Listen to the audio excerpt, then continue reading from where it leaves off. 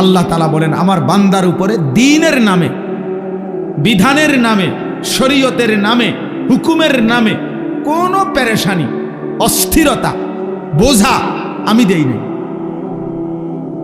ওযু, নামাজ, রোজা, হজ, যাকাত, হালাল হারাম, পাক নাফাক, জায়েজ না জায়েজ কোনো ক্ষেত্রে আমি আল্লাহ তাআলা আমার বান্দা পেরেশানিতে পড়ে যাবে এমন কোনো বিধান আমি দেইনি।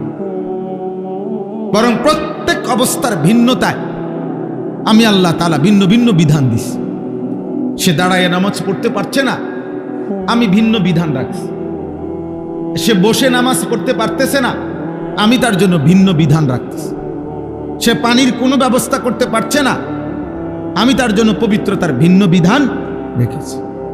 তার মানে সকল পরিস্থিতিতে আমি আল্লাহ তাআলা তার জন্য আলাদা আলাদা বিধান সাজায় দিছি।